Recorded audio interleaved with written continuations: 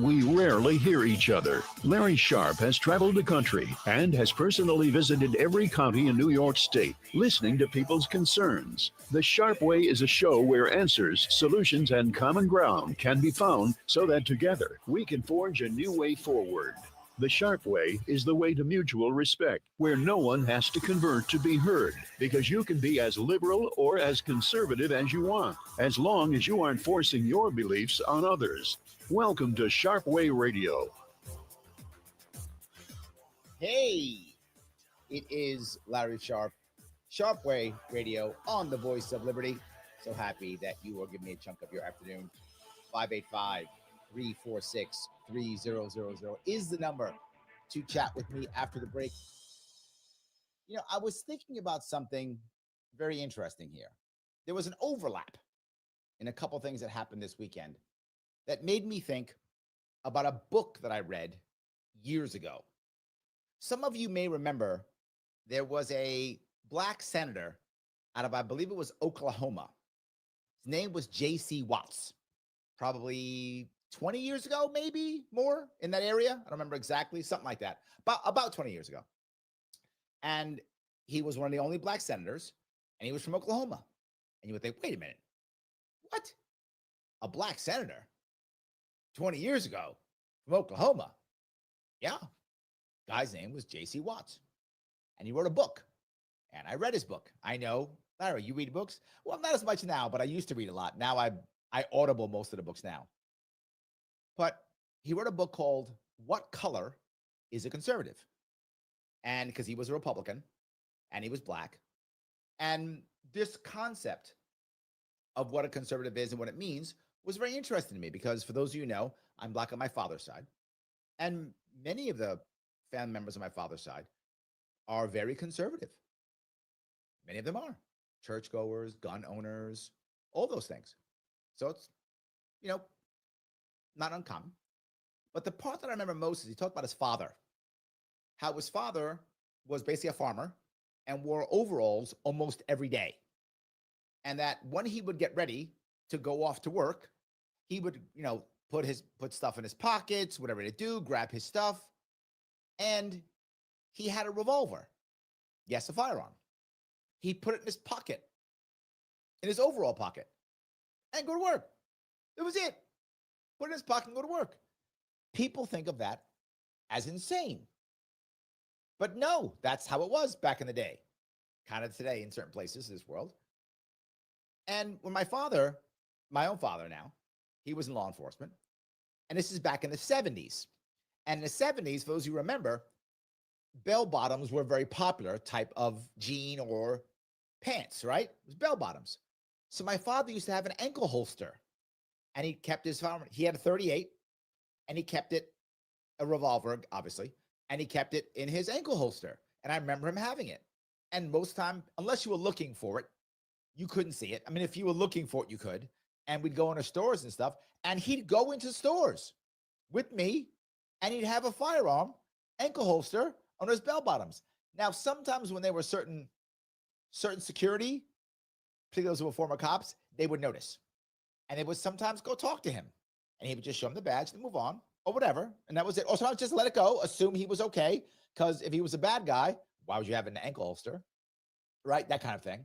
Any case, what am I saying is lots of black people throughout the world, the country, here in New York, in Oklahoma, grew up with their father figures or fathers having firearms. The world wasn't ending. They weren't killing people. J.C. Watts' dad never killed anybody, right? He was just doing his job. My dad never killed anybody. He was just doing his job. And we had firearms. But New York City said, no, you may not have firearms. We're going to protect you from yourself because clearly you're bad. So we're going to make all firearms illegal. Now, here's the worst part. What does that do? It means guys like J.C. Watts' dad can't defend themselves. My dad, if he wasn't a law enforcement officer, could not defend himself. He wasn't law enforcement. He couldn't defend himself either. Now, J.C. Watts' father grew up in a tough area. I grew up in the South Bronx, a tough area. Being able to defend yourself matters. Well, Larry, what do you mean by that? now that we have all these great drug laws, same thing, but anyway, gun laws, now we're fine because we have these gun laws. So now you're protected, right? I've been hearing that for 20 years or so, more. I've been hearing that. Gun control works, gun control works, gun control works. New York City, toughest gun laws. Gun safety matters. I keep hearing that. Over the weekend, this weekend in New York City, 11 people were shot. 11. I think 3 or 4 died. Didn't I just tell you last week that across the city, 6 were shot? I think 3 were killed that weekend, right? Was it 2? Whatever, a bunch. A lot of them were black. Yeah. How's this gun law protecting black people again? Kathy Hochul, you keep telling me how much you love black people. You keep saying it. You keep talking the talk. I see no walking of the walk, Your Majesty. Queen Kathy, first of her name. Liar to black people. Banisher of conservatives. Worshiper of the jab. I see no action that's actually helping black people. I still see us being shot. The same. I still see us having trouble. The same. All the same. But you might go, well, Larry, you don't understand. See, if we didn't have these laws, they'd be worse. What is your evidence of that? Let me give you the evidence of the opposite. Ohio, which has black people in it. It does, in case you didn't know that. I can't use New Hampshire. There's like no black people in New Hampshire. So I can't use New Hampshire. But I can use Ohio. In fact, Dave Chappelle, one of the most famous black people in the country, lives in Ohio. So clearly black people live in Ohio. They basically got rid of gun laws. Where's all the black people getting shot in Ohio? Is it worse than New York? No. Is it worse in California? No. New Hampshire get more black people, so I can use you.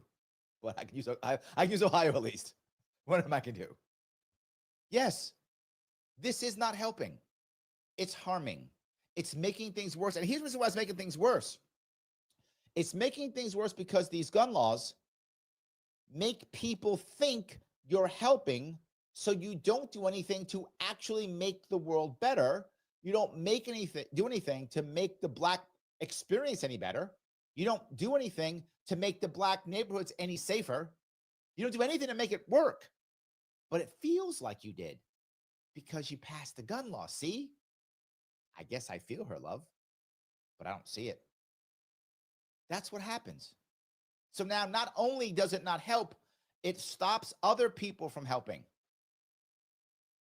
It does. And that's the problem.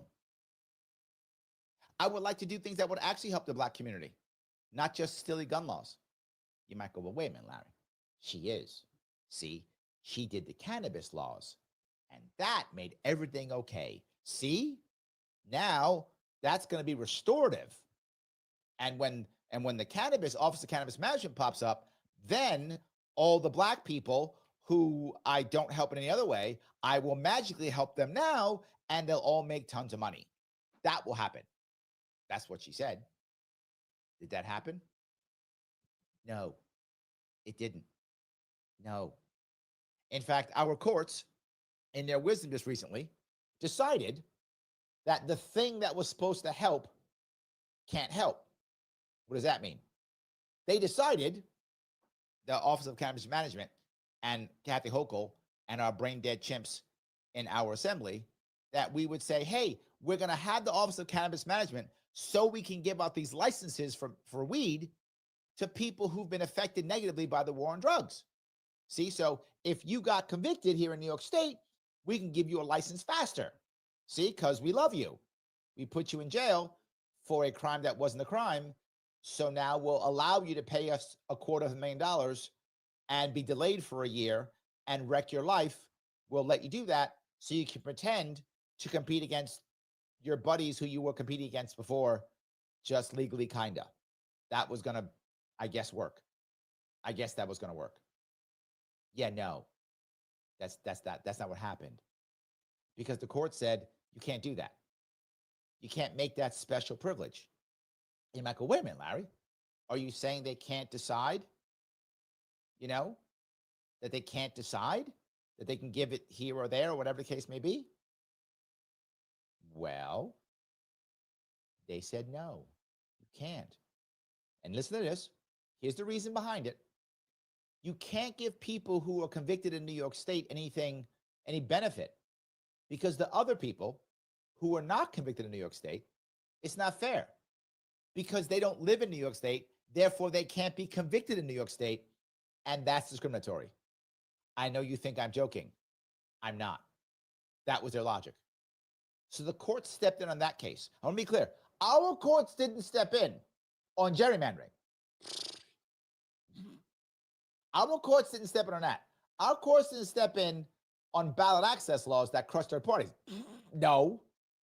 Our courts didn't step in on blatantly unconstitutional gun laws. No. No. We're not stepping in there. You know what we're going to step in? People who can't be convicted by New York State courts need to be able to get cannabis licenses. And we're standing strong on that one. That's our judges. That's our system. That's who we are in New York State. And I guess somehow you're supposed to be helping Black people. So what's actually happening with these laws? Well, cannabis laws. What's actually happening? So we're helping out the Black people, right? So you told me. What's actually happening? They're shutting down stores in local neighborhoods run by Black people for their local neighborhoods. So they're shutting them down. So they're losing money, closing their businesses, and can't serve the community. Because, see, this is the issue. You might say, but Larry, she does help some Black people. True. That's not a lie. The approved Black people get to be helped. If you're the approved ones, if you're the good ones, yes, I'm doing the air quotes, and I don't care how that sounds. If you're one of the good ones, you get to be helped. You're not one of the approved ones? No, you don't get that. That's how New York State works. You got to be one of the good ones. Then you get to get helped. Not that, you get to go to either jail, get fined, lose your money.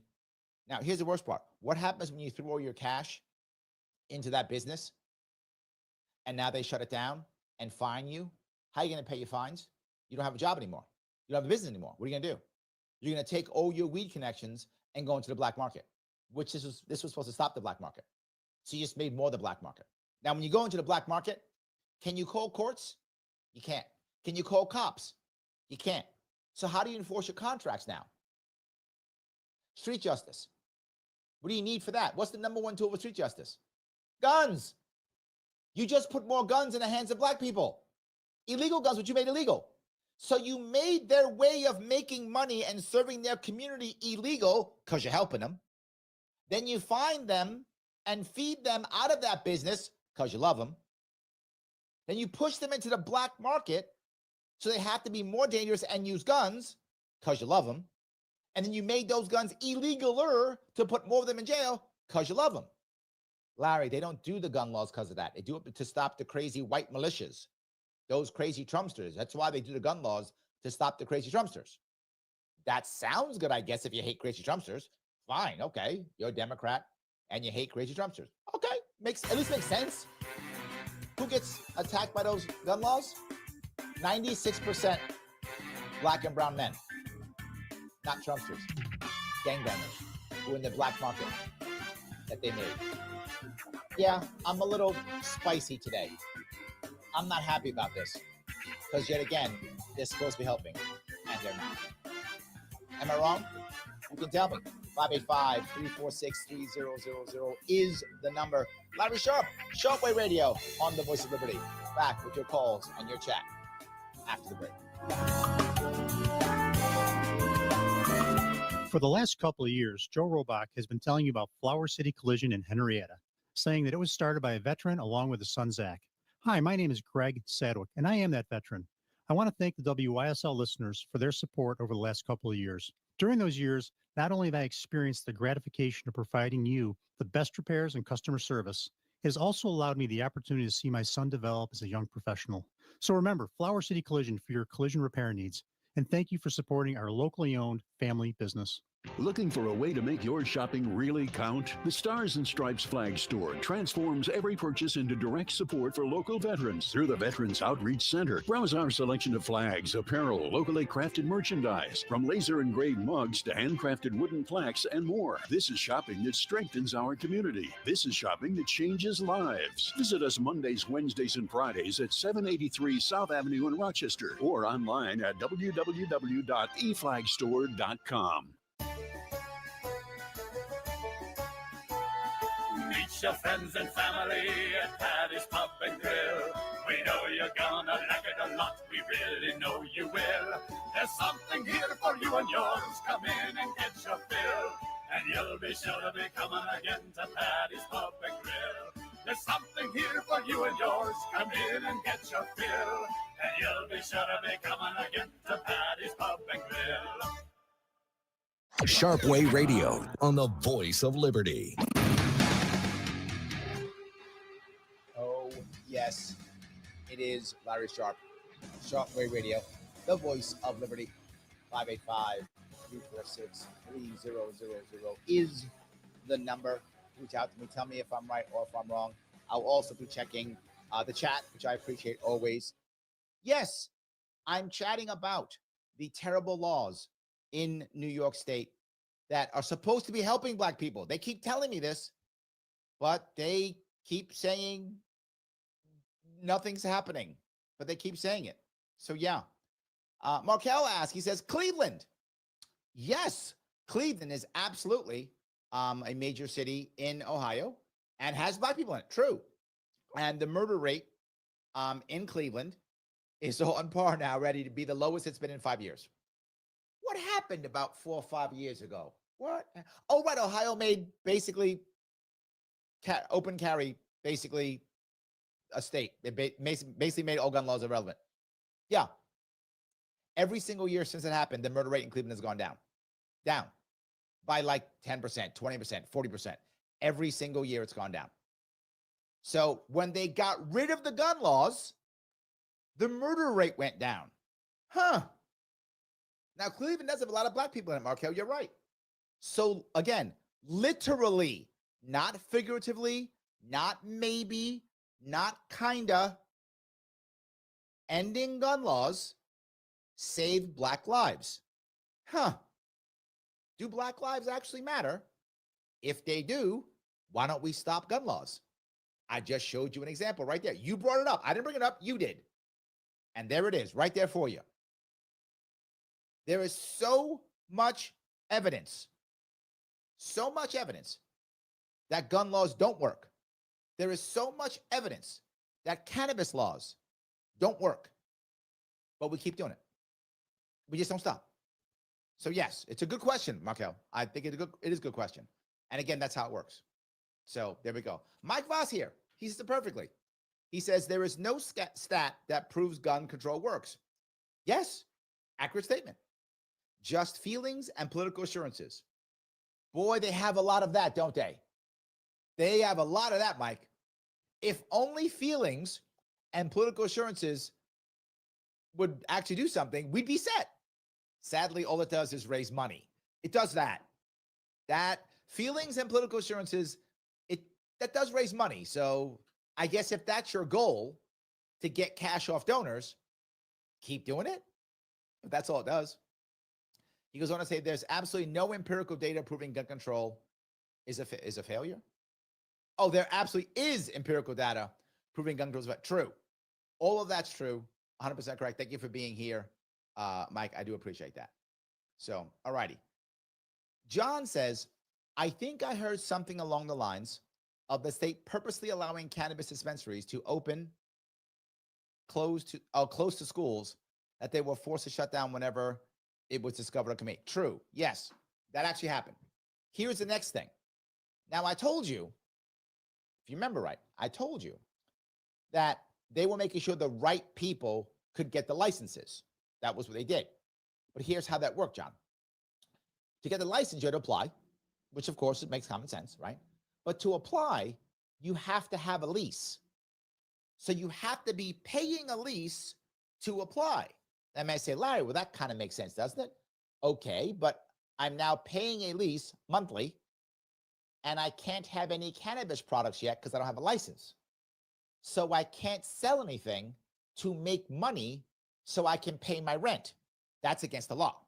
So I have to have a lease and pay rent with no way of doing that. Not just that. Do I then have to build out my entire place before I have a license? Huh. Maybe, maybe not. That's kind of a gamble, isn't it? Have to have money for that too. And I go, well, it's fine. You apply, Mike. and the next week you get your license. No. You apply and you get your license anywhere from 9 months to 2 years. So you have to pay the rent for anywhere from 9 months to 2 years without getting any money. Where's the poor black guy out of the jail who's got that? Who's got that? Now, once they said yes to you, they said yes to your point, John, based upon a distance from a school. Okay, I guess that makes sense. Fine. But when the person measured it, they measured it from door to door because that has been precedent in the past. They didn't say what it was. They just said distance. So they did what was in the past, door to door, physical door to physical door. That was the precedent from the past. They copied that. The lawyers said that makes sense. You're following the precedents. They submitted it. And the Office of Cannabis Management said, yes, we accept that. You may build your store. Done. All good. Store set up. Somebody goes in and goes, wait, no, I think the law is not read properly. I think it means property line to property line, which is different, which made a bunch of schools all of a sudden now illegal because their property line is a whole lot bigger, right? Just because the door is here, the property line might be bigger. So depending upon a school, you might be too close now. So now all those dispensaries that are open and running now after waiting a year or 2 years have to shut down now because they're helping black people, John. That's the reason, okay? Get that through your head. Because they're helping black people. I feel helped. I guess we're good. Oh, that's right. And feelings is all that matters. Mike Voss and I have expressed this already. Feelings matter. Mike. So I guess we're all good. So anyway, let me grab a call if I could. This is Mike. How are you, sir? Hey, Larry. Hey, speaking of firearms, Queen Holko, first of her name in the county she is, Yes. her and all her cohorts figure that New York State needs to have a $1 million civil liability insurance just to buy a firearm. We have a Senate bills. The Senate bills of 5974, and an Assembly bill is 5611. This will make it a crime to purchase a firearm in New York State unless you first obtain a $1 million liability insurance policy. That will really help black people. Mike, you know how much it's going to help black people? All right, I'm going to explain how. Okay, it doesn't. That's nothing but bad. That is nothing, Mike, nothing in what you said was good. It's nothing but bad. Nope, not at all. Hey, got a question. The gangbangers in the city that obtained their illegal guns, if they get caught since they bought a gun, are they going to get criminally charged for not having the insurance policy? See, what you've just done, which is beautiful, is you just realized they're saying they're going to help. And what's going to happen now? This is going to give them another reason to charge young black men. And I want to be clear about something. People who do things with firearms should be punished for what they do. You should be punished for your actions. If you rob somebody, if you shoot somebody, if you hit somebody over the head with it, if you brandish that firearm to get something, be punished 100%. But what people don't understand is the majority of firearms, majority of firearms charges are possession. That means you just had it. Now you have another one. You live in a bad neighborhood, you're defending yourself. You have a business, you defend yourself. You're going to jail now. Now you're violent. And now they're going to throw that one on top of it. Mike. Now I'm mad at you for bringing it up, Mike. I'm going to blame you. Mike, thanks for the call, my friend. I appreciate it. Another reason to hammer people who aren't doing anything, who are doing nothing wrong. Larry Sharpe, Sharpe Way Radio on the Voice of Liberty. 585-3 888-346-3000. Back with more of how the state's helping Black people after the break.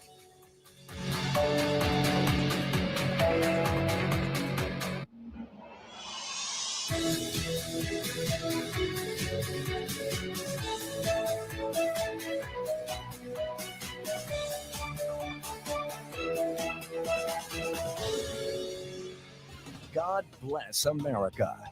WYSL. Avon, Rochester, WLEA, WLEA FM, Hornell, New York. FM Talk. Canisteo Valley Update.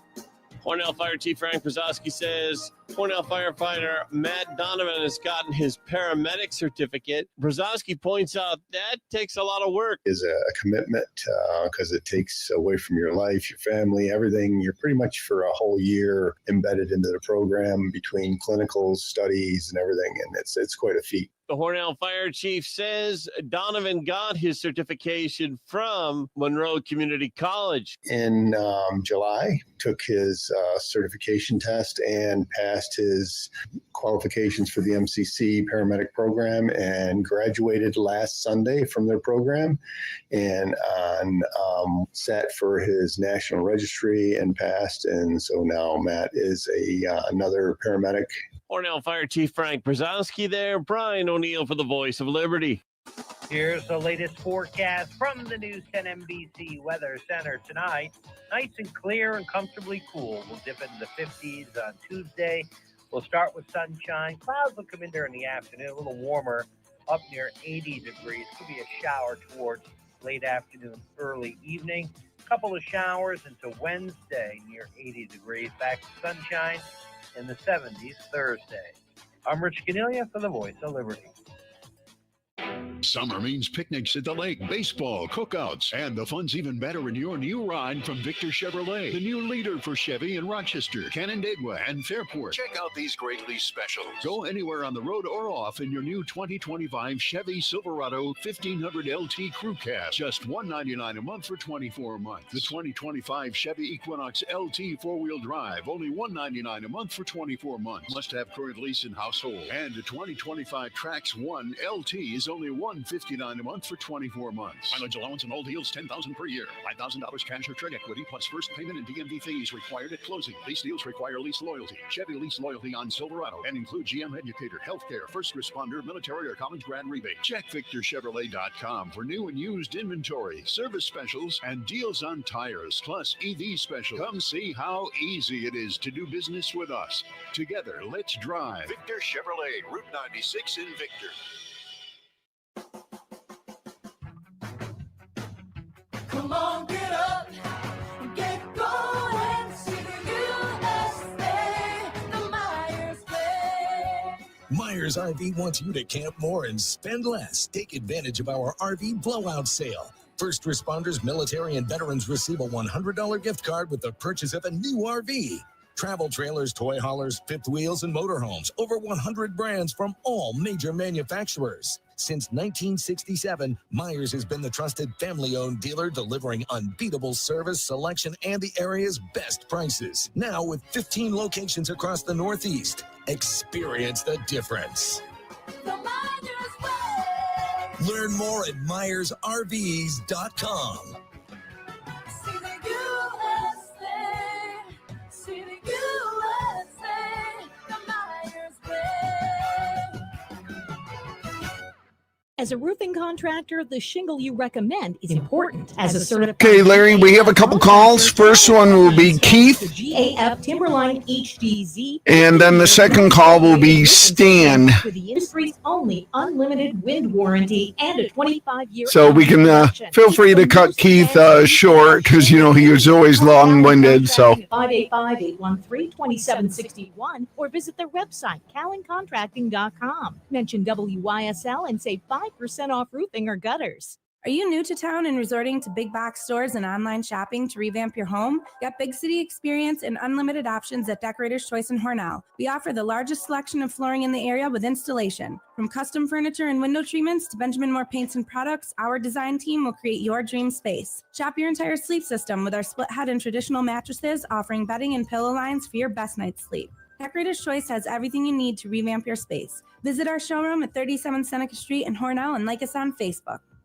Are you tired of unreliable trash service? Experience the difference with Dependable Disposal. We offer residential trash and recycling tote service. We're local, affordable, and dependable. Make the dependable choice for a cleaner tomorrow. Visit dependable-disposal.com to experience the difference today. I thought I had a control over my drinking, which I didn't. Thank you for the inspiration and the faith that I've got out of Open Door. It's wonderful, and it's helped me. It's saved my life. To find out how you can help, go to opendoormission.com. Sharpe Way Radio on the Voice of Liberty. Oh, yes, it is Larry Sharpe here on Sharpe Way Radio on the Voice of Liberty, 585-346-3000. Two interesting comments from Patty up in Plattsburgh. She says Elise Stefanik was here in Plattsburgh with 6 armed guards, keeping the people away from her. So guns work for her, right? She goes on to say AOC also had armed guards when she visited. Weird. They all get that. That's because they're better than us, Patty. They're better than us. Let me grab a couple calls if I could. First, I want to grab Keith. Keith, how are you? Bluntly, I've been told there's a call behind me, so I'll have to get to it. I'm making a declarative statement that people are what they are insofar as what culture takes hold in that given locale. You were saying facetiously about New Hampshire not having any African Americans. Well, coincidentally, my sister Kathy lives in the Granite State with her husband. Believe it or not, people, they do have black people in New Hampshire. Not many, but they do exist. Yeah. Now, if you go to the neighboring state of Maine, if you go up the northern coast, there's a place called Presque Isle. They have a college there. I've seen pictures of people of color at that college, University of Maine at Presque Isle, people of color up that Maine northern coast. And one more, our family, we have relatives that live in southwestern North Dakota. I've seen pictures of an African-American bartender in Bismarck, which is that state's capital. Now, the point I'm making is that you never hear of black people getting into gunfights in New Hampshire, Maine, or North Dakota. That's because the culture there, blacks, I'm sure, in North Dakota, they do exist, are different from what you might find in the boroughs of New York with the gang warfare. And they say there are 125,000 gang members in Los Angeles. So it's the culture that around people that really pushes them to act the way they are. And Mr. Sharpe, a good New Yorker, the Big Apple, you would have to see the different cultures that would either have someone pick up the gun or not. And that's so let me cover a couple pieces on this. The first one is, just for my New Hampshire people, I was teasing. I knew there were black people in New Hampshire. I was teasing. So thank you for bringing that up, Keith. You're right. There are black people everywhere. I was teasing, but also the second aspect was what you were talking about. There aren't any cities anywhere close to New York City in New Hampshire or in Maine. There's no even close. At least in Ohio, there are some cities that at least there is an urban culture, to your point, culture that could match New York City. That's why I used Ohio. Your point is a valid point. Culture is different in urban areas than it is in rural areas. But it's also, remember, why my first story I brought up was J.C. Watts, which was rural Oklahoma. So I think in either case, whether you're black in a rural area or black in an urban area, you have a right to and should be able to defend yourself either way. You want to be entrepreneurial. In the case of J.C. Watts, it's, the guy was his own farmer, which is basically an entrepreneur. In the case of cannabis, guys selling weed, entrepreneurs, same idea. So that is true. But you were also affected, your culture is affected by the laws around you too. If you were walking around where many people carried firearms, it wouldn't be weird to you. If you walk around areas where no one does, it's weird to you. Many people are afraid of firearms in the cities because people don't carry them except for law enforcement. So I think all of that's true. To be forward, not all gangbangers are black. Lots of them are white, Hispanic, Asian. They're all over. I'm bringing up black because that's what Kathy Hochul says, Keith. I'm using her words against her. She's always talking about helping black people. Does that make sense? Yes.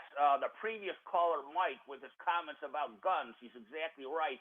In closing, everyone should know the Trump administration, supposedly led by the Attorney General, Pam Bondi, they're doing nothing to help New York State gun owners. We're in a real bind here. The Trump administration should be coming in to keep Hochul and Letitia James at arm's length, get them off the backs of New York gun owners. But the Trump administration, in closing, is not doing that, and Trump had better get on the stick and help New York gun owners.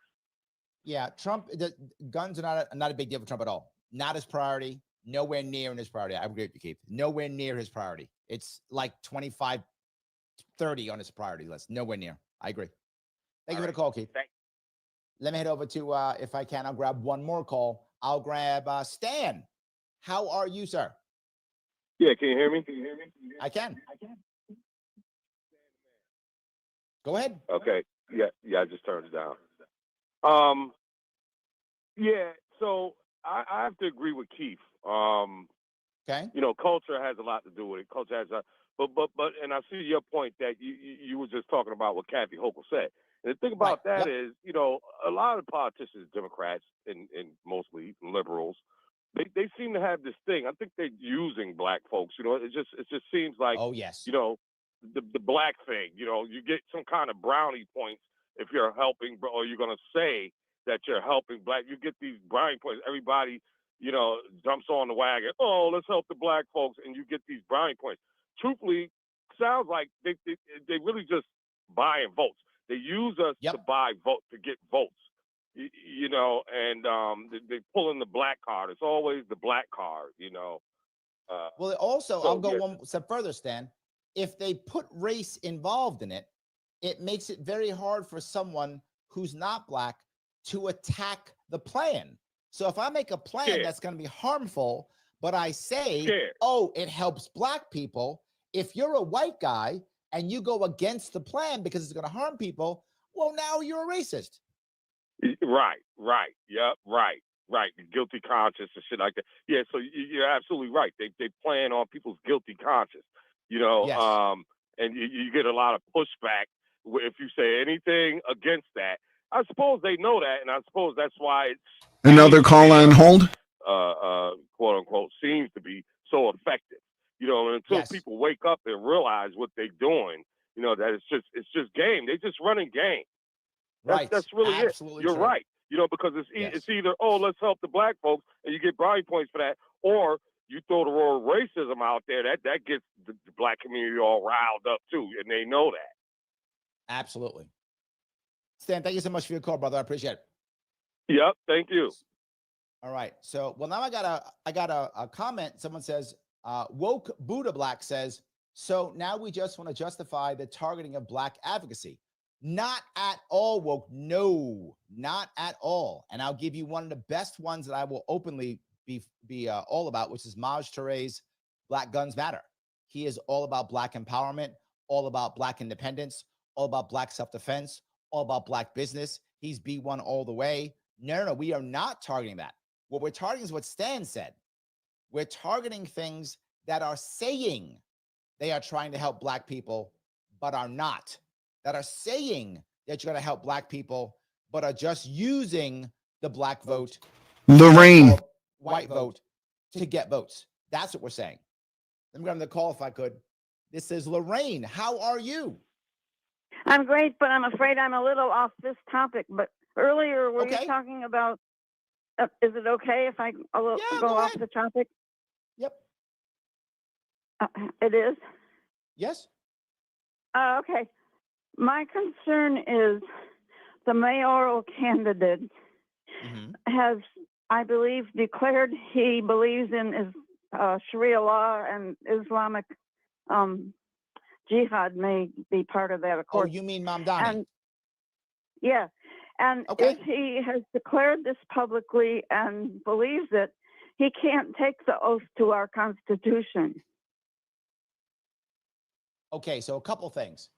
I'm not sure Mamdani is going to win still, to be very forward with you. I'm not sure. There's a lot of people trying to stop him, so he may still not win, but he might win. To be forward, he is a practicing Muslim. And I've met him before. He's been on my show before. I know Mamdani. He is a true believer. He absolutely does. He does believe in not socialism and not. He believes in his form of Marxism. That's what I'll say. He believes in his form of that. He does believe that. He does believe he is a practicing Muslim. That's true. I don't know how forward he is with Sharia law in his own life. I don't know. But he has never said publicly that he wanted Sharia law for New York City. Does he want it in his heart? I have no idea. But he's never publicly said it ever. That's not true. He's also never said that he would push Sharia law. Never said that.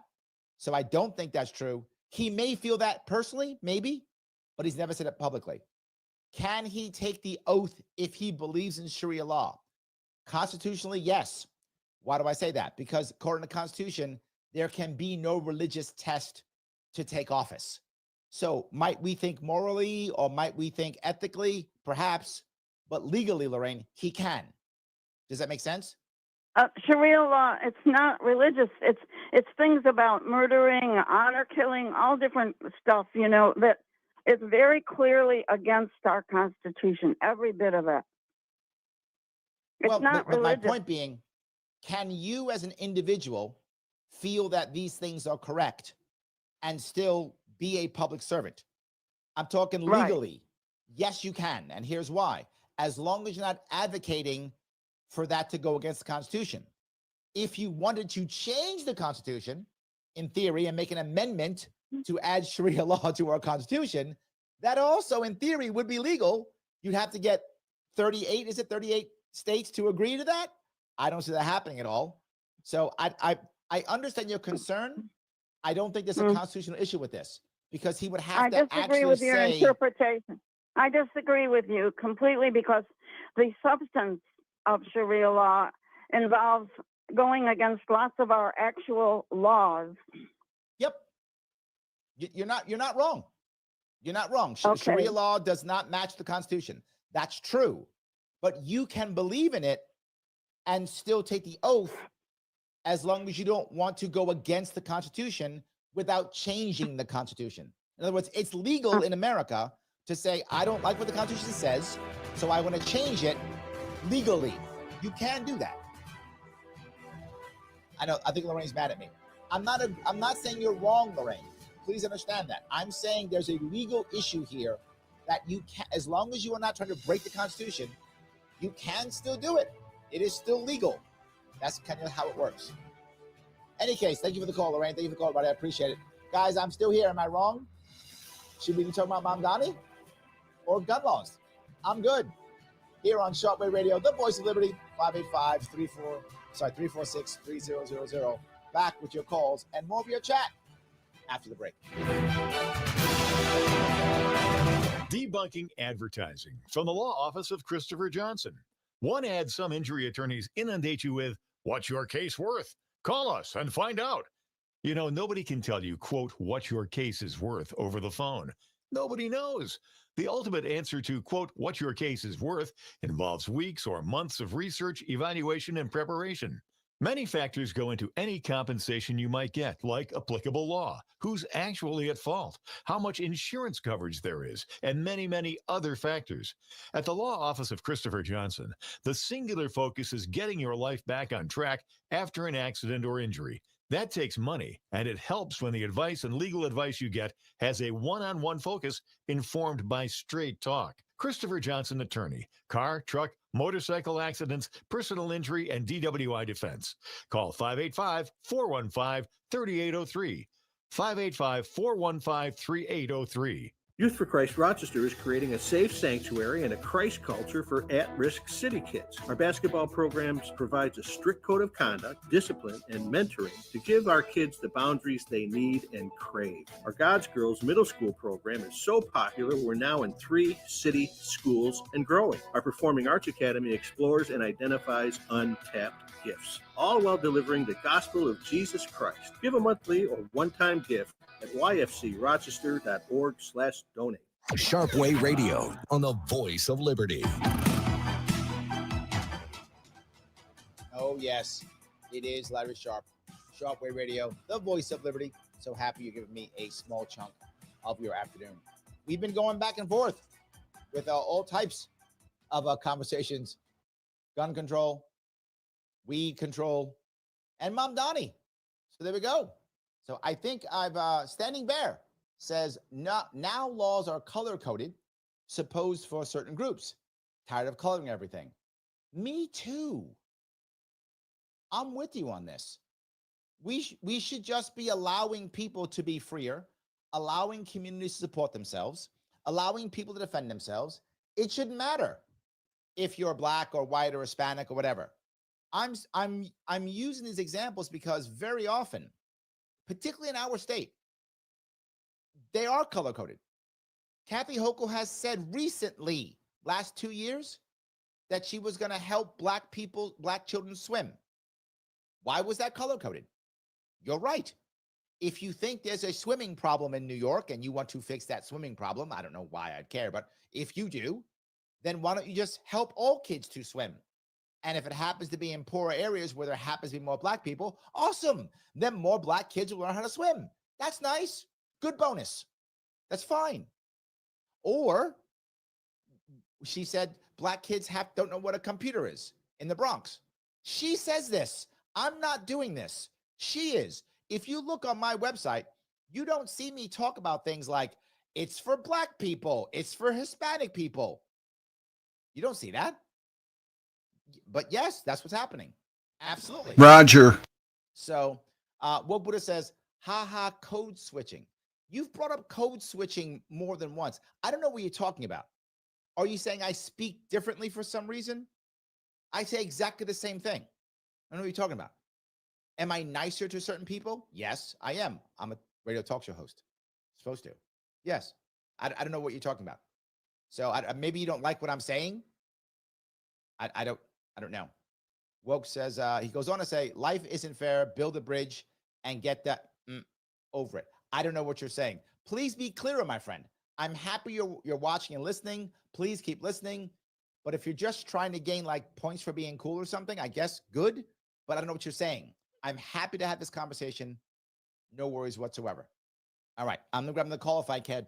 This is Roger. How are you? All right. So thanks for clearing that up. So you're saying that the courts knocked the law down because they said it'd be discriminatory for getting a license for people who weren't convicted in New York State. Correct. Okay. Yes. It's based upon the Commerce Clause, believe it or not, because it's a federal court. It was a federal court that did this. And the Commerce Clause says that the federal government can deal with anyone from other states. And since a lot of these bigger companies are coming in and they're interstate, right? They're across the entire country, some out across the world, obviously. And they're coming in and saying, well, it's not fair because we're competing as people who are only in New York State. And that's not fair. And the court said, you're right. Commerce Clause can make that happen. Sorry. Okay. I couldn't also, with the gun thing, I couldn't find any studies that said that, what do you call it, that stricter gun laws with more homicide rate in the community. I found no, I didn't say opposite. stricter gun laws make more homicide. It's not what I said. Two things I'm saying. I'm saying looser gun laws lowers the homicide rate. Less black market lowers the homicide rate. When you make more of a black market, you force people into violence, creating more murder. That's what I'm saying. Right, that's what I meant to say that you said. But I couldn't find any studies. I found the studies that I found was like the exact opposite. So if you got like a study you can send me. I'll give you a very simple thing. Very simple with what I told you. Google the homicide rate in Cleveland, Ohio for the past 4 years since they basically ended gun control. Just do that. Google the homicide rate and the crime rate of every state and link it to how loose their gun laws are. You will find New Hampshire, laxest gun laws, lowest crime rate. Yeah, you don't have to have a study. The data's there. Yeah, I did that, and it was saying the exact opposite. You know, I'll send you what I got. Please do so. Okay. Thanks. That's it. But Rich says the pharmaceutical lobby does not approve. Correct. And that's the point. Because if you now have to give local New York State convicts, ex-cons, felons, these licenses, pharmaceutical lobbies can't grab all the licenses up. That's a problem. They want to control this. The whole goal of them backing the Office of Cannabis Management wasn't because they cared about cannabis. It was so they can control the drug market. That was the entire goal. And it looks like it's probably going to work. That's the worst part. Sam, thank you for the note. He says, Jay Mastrowski has a great book about gun rights. He has a great book about lots of things. He's brilliant. Jim Mastrowski's brilliant. He absolutely is. User says, New York is anti-self-defense in general. Duty to flee is anti-American. I would agree completely. I completely agree. Yes, absolutely. So yeah, I think that's totally true. You should be able to defend yourself. That's the issue. And again, doesn't matter whether you're black, white, whatever, gay, straight, city, rural. You have a right to life, liberty, and pursuit of happiness. That's the key piece. That's what matters more than anything. And we've ignored that for people just talking about helping people and not. People talking about doing the right thing, but doing nothing that's actually helping. So the point I want to bring up, what Roger said, is if you look at the most recent numbers the government's put out, the government has put out numbers that says, and you'll hear them say it, the most common way that kids are killed in America is through a firearm. Utter and total lie. Why is that true? Because in this study they say kid is 19 years old or younger.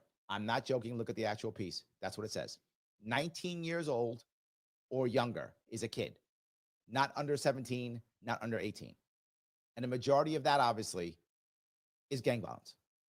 Where does gang violence come from? The black market. We want to lessen the black market to the best of our ability, right? We can't do it perfectly, of course not. But the less of a black market, the less prohibition, the less violence. I say this all the time. Your liquor stores aren't shooting up other liquor stores. Why? It's legal. They can call cops. They can use courts. Cannabis guys can't do that. So they have to use gun violence. We don't need to add anymore. We have enough. There are going to be gangs. There are going to be these things happening. Of course. Let's make as little as possible. So, all right. Fred says, ask the anti-gunner this question. What other amendment do you need special permission to carry out that amendment? That's made your head explode.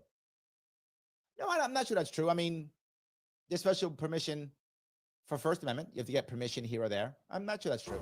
You do find it here or there. You do. I don't know. Yeah. Anyway, guys, I want to say thank you so much for putting up with me. Again, talking about cannabis laws and gun laws in New York City. I keep doing it, but it just keeps coming up. I appreciate the time you give me. Thank you so much for giving me a chunk of your afternoon. I will see you all very soon. Okay, Larry, great show. Talk to you next week. Thanks.